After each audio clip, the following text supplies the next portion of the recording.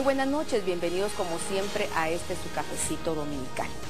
Hace aproximadamente un año estuvimos platicando con el señor alcalde de la ciudad sobre la importancia de la firma de la paz en nuestro país. Pero hoy lo tenemos nuevamente en este cafecito, finalizando el año, y entre el tema de la firma de la paz vamos a platicar un poco sobre el crecimiento de nuestro país, cómo ha contribuido la municipalidad en este recorrido y la construcción de la paz. Muy buenas noches, señor alcalde, gracias por estar con nosotros en este cafecito dominical. Muchas gracias por la invitación nuevamente. Recordará usted, señor alcalde, que hace un año estuvimos conmemorando los 15 años de la firma de la paz. Platicamos de cómo fue este proceso, de los personajes importantes, así como antagónicos dentro de la misma, pero hoy, un día después de esa firma, 16 años, nos surge una duda. Un acontecimiento tan importante, y se lo comento y se lo pregunto porque Colombia ha estado luchando mucho por esa firma que no llega, a pesar de que es un país que también se ha desarrollado y ha salido de ciertos conflictos violentos, pero no ha logrado todavía esa firma de la paz. Guatemala lo logró.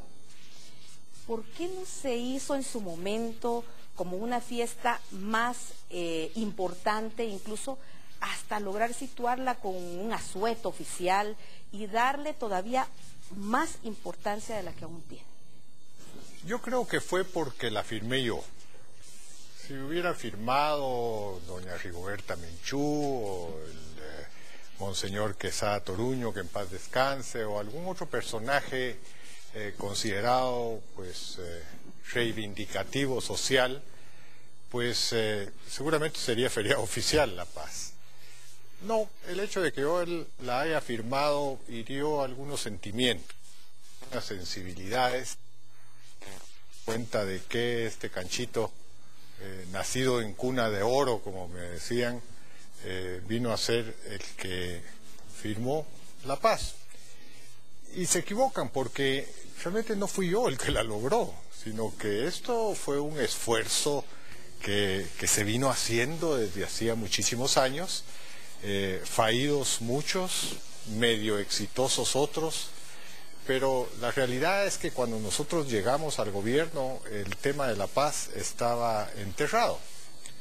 Y fue un milagro de Dios, la pura verdad, fue un milagro de Dios, resultado de aquella plática famosa que yo tuve con la gente de la URNG en El Salvador, antes de la segunda vuelta electoral, y en la que providencialmente pues nos reunimos con un buen hombre, que era el comandante general de la URNG, Ricardo Ramírez, comandante Morán, murió desgraciadamente algunos años después, pero era un hombre muy sensato.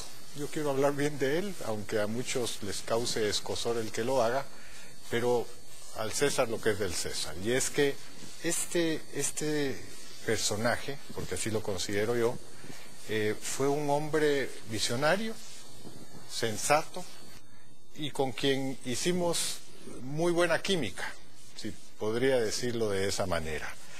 Y a través de 7 horas y media de pláticas en El Salvador, como ustedes recordarán que ya lo he mencionado en otras ocasiones, me llamó aparte de los otros 3 comandantes que estaban ahí y me dijo: mire, yo ya había concluido con que la paz no la íbamos a firmar jamás en Guatemala. Nos habían engañado mucho y tal. Pero después de estas 7 horas y media de plática que hemos tenido aquí en El Salvador, con mucho calor y sin aire acondicionado, por cierto, he llegado a la conclusión de que entre usted y yo es más lo que nos une que lo que nos distancia. Probablemente si nos hubiéramos encontrado en Guatemala, usted y yo nos hubiéramos agarrado a tiros. Pero después de esta plática, creo que tenemos los mismos propósitos para nuestro país, queremos lo mismo y voy a firmar la paz con usted. Y me dio la mano. Ahí se firmó la paz. Realmente ahí se firmó la paz, ¿verdad? Todo lo demás pues ya fue el entramado de los acuerdos y convenios y que por aquí y por allá, pero ahí se firmó la paz. Y esto lo cuento cada vez que tengo la oportunidad de hacerlo, en primer lugar por reconocer a este personaje, y por el otro lado para darle valor a la palabra más que al documento escrito. Esa es la verdad. Con un estrechón de manos, como hacían nuestros bisabuelos o tatarabuelos, en las que no pedían firmas en los bancos por los préstamos, sino que con un estrechón de manos la persona adquiría un compromiso que lo cumplía a cabalidad. Y a partir de ese, entonces, Ricardo Ramírez cumplió todo y Álvaro Arzú cumplió todo. Esa es la historia que ya la hemos contado en varias ocasiones, pero que nunca es malo para que los jóvenes que están saliendo pues ya de la juventud inconsistente a una madurez de responsabilidad, conozcan ciertos incidentes de lo que fue y del valor del estrechón de manos y el compromiso verbal. Sí, es que retomo nuevamente este tema, señor alcalde, porque yo recuerdo que un personaje decía también que algo importante fue la firma de la paz. Y lo que más se rescata de esto fue precisamente el cese al fuego entre los dos bandos, podríamos decir. Así es. Sin embargo, la paz es una construcción, decía este personaje, como una carretera que se va construyendo, que nunca acaba. Hay que echarle en sus buenas cantidades de concreto, repellar por aquí, ¿verdad? Poner baches por allá. Claro. ¿Qué podríamos nosotros rescatar desde que se firmó la paz hasta la actualidad? Porque, como usted decía, los jóvenes es bueno que lo conozcan. Sin embargo, todavía vivimos un trecho bastante difícil en nuestro país. Tienen mucha culpa en esa depreciación o desvalorización de la paz son los grupos que se sintieron afectados por el hecho de que yo la firmara.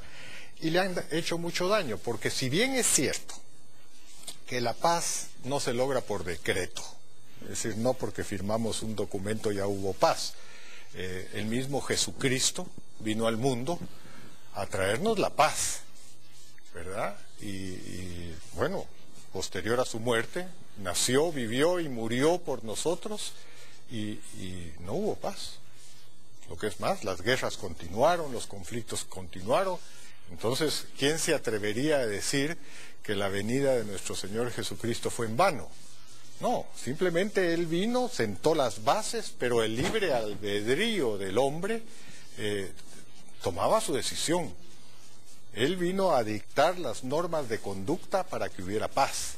Pues esto fue muy parecido, no es que yo me esté pareciendo a Jesucristo, ni mucho menos, pero hago ese parangón porque nadie se atrevería a decir que la llegada de nuestro Señor fue en vano, porque Él vino para traernos la paz y la paz no se dio. No, Él dio los parámetros sobre los cuales tenemos que basar las relaciones humanas. Allá los hombres si la siguen o no la siguen, pero los parámetros ahí están. Pues igual acá. Aquí se dieron los parámetros de una conciliación entre los guatemaltecos, de que la lucha ideológica no nos llevaba a ninguna parte, que el conflicto que duró 36, 38 años fue un absurdo, y decir, bueno, paremos este asunto y vivamos y convivamos y perdonémonos, ¿verdad? Si eso es posible. Y a partir de ahora pues tengamos una convivencia pacífica. Pero bueno, si nosotros lo adoptamos o no lo adoptamos, eso ya es cuestión nuestra. El paso se dio. ¿Qué hace falta entonces? Como usted dice, no se puede en su totalidad, pero por lo menos ir en ese rumbo, señor alcalde, y que realmente nuestra Guatemala consiguiera esa paz para poder prosperar y que exista un verdadero desarrollo. Bueno, claro, lo que pasa es que existen muchas influencias de fuera que indudablemente nos hacen marginarnos de lo que somos y de lo que podemos ser. Y entonces ese afán por tener más, por tener un closet más amplio lleno de vestidos y trajes, o tener un coche más ágil, más rápido, o tener una cuenta bancaria que no se usa, o ver con desdén a las personas que viven en una situación compleja y complicada, Pues la verdad es que esto es lo que nos trae un sinsabor en la vida, y entonces esa insatisfacción es la que nos hace pues ser virulentos muchas veces, ¿verdad? Nadie escapa a eso, por supuesto, y bueno, pues cuando se habla de paz se dice armonía. ¿Y qué es armonía? Pues muchas veces la armonía son consensos, buenas relaciones entre las personas, ceder un poco en la forma de actuar o en los logros por obtener. En fin, encierra tantas cosas que son los parámetros virtuosos en los que en teoría el ser humano debería adaptarse a ellos. ¿Sería que hay ciertos intereses o ciertos grupos en no mantener esa paz y tranquilidad en nuestro país? ¿Y cuáles podrían ser en todo caso? Bueno, mire, esos hay muchísimos y obviamente usted lo que ve hoy día, esa violencia que nos tiene tan angustiados, no necesariamente es una violencia producto del hambre, como se ha querido decir, no. Esas personas que andan asaltando y robando celulares y jalando el gatillo, yo tengo mis dudas de que sea por hambre que lo están haciendo. Mire, yo creo que la pobreza más grande del ser humano, como decía la Madre Teresa, es la soledad. Y uno, si está solo, está desesperado. Puede tener mucho dinero, mucha riqueza, mucho que disfrutar en la vida, pero si está solo no se tiene nada. Y entonces el espíritu familiar es realmente la clave. Quiero finalizar esta parte, señor alcalde.